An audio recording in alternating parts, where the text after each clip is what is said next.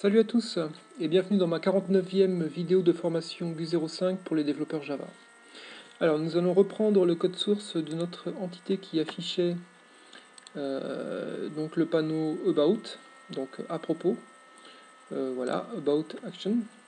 Et donc l'objectif, ça va être de faire afficher dans notre panneau des informations propres à notre application, comme par exemple le titre, la version, l'auteur, ou même le site web de l'application.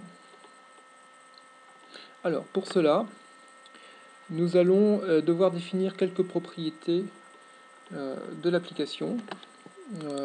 Donc dans Charlie Tool, nous allons dans le fichier app.properties.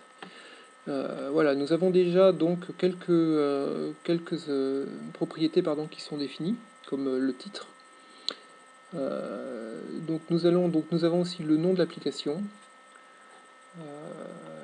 Nous n'avons pas la version, donc nous allons pouvoir définir une version à notre application. Donc il y a une propriété déjà qui est définie, qui est la propriété appversion, qui apparaît déjà en fait dans les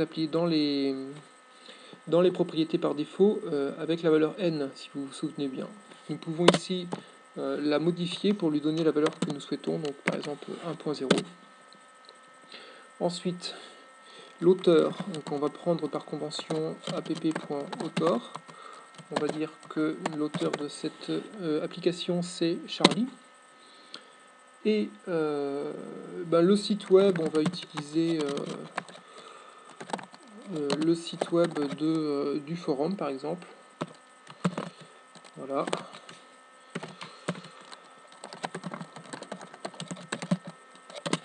Très bien. Donc le nom c'est Charlie Application, le titre c'est Charlie Environnement. Bon, enfin je dirais après peu importe, hein, on peut mettre les valeurs qu'on veut. Donc une fois qu'on a toutes ces propriétés qui sont définies, il ne reste plus qu'à aller les chercher dans notre entité. Donc pour cela, on va avoir besoin de la map des propriétés. Qui pour information, alors si je retrouve bien display properties, param properties, voilà, se récupère comme ceci. Donc là on fait du copier-coller.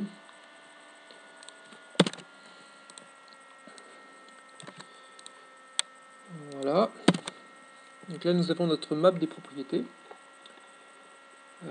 Nous allons avoir besoin ici de définir les clés des propriétés que nous souhaitons utiliser. Donc tout ça en fait c'est basé sur des conventions, hein.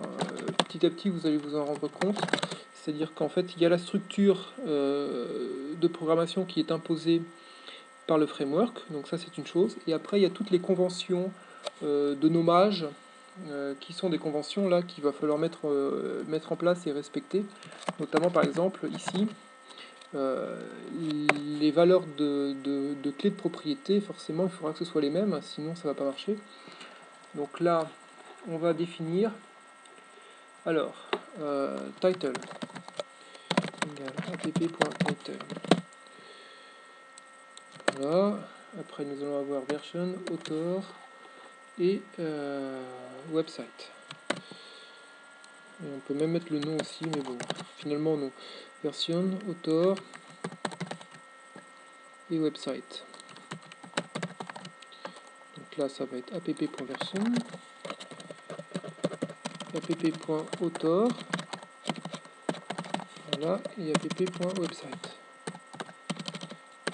Voilà, donc maintenant que les clés de propriété sont définies, nous allons récupérer les valeurs associées donc à ces clés à partir de la map.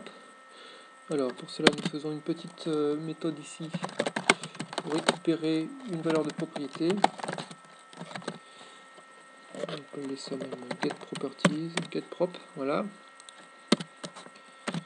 Donc qui va être, alors si on trouve la valeur donc si la valeur est définie effectivement, à ce moment-là on va renvoyer la valeur. Et dans le cas contraire, c'est pas la peine de faire planter l'application, on va juste mettre un point d'interrogation pour faire comprendre que il y a un problème parce que la propriété n'est pas définie. Voilà. Et donc une fois qu'on a ça, on retourne dans voilà, execute. Alors on va définir une méthode pour créer le message. Donc ça va être ici, on va faire private string message. Voilà.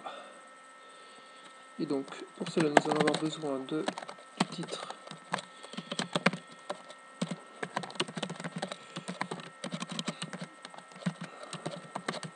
Alors, donc titre.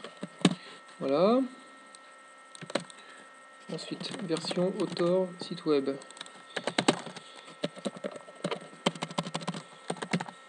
Je vais y arriver. Et website. Donc ici, il faut mettre les bonnes clés.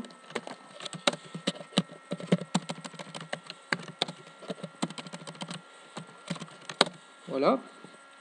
Et enfin, donc nous allons récupérer, nous allons renvoyer comme message ceci. Voilà. Version plus version. Là, on va mettre un petit retour à la ligne. Ensuite, on va écrire réalisé par l'auteur. Voilà. Et enfin, donc encore un petit retour à la ligne. Visiter le site web. Encore un petit retour à la ligne pour que ce soit bien présenté. Et website. Voilà. Et donc ici, nous mettons le message directement à la place de message. Voilà. Donc là, nous avons un exemple où nous utilisons les propriétés de l'application pour les faire afficher donc, dans notre message, donc dans notre boîte de dialogue à propos. Alors, je vais lancer pour voir ce que ça donne. À propos de l'application, voilà. Charlie Environment version 1.0, réalisé par Charlie, visitez le site web, voilà. Donc là, nous avons personnalisé notre à propos. Voilà. Je vais juste ici mettre app confirm exit en commentaire pour le désactiver. Comme ça, on n'aura plus le message à chaque fois. Mais bon, voilà, on sait que ça fonctionne. Et puis si on en a besoin, on pourra toujours le remettre ou changer l'entité le cas échéant. Voilà. Et ben, je vous dis à très bientôt pour une prochaine vidéo.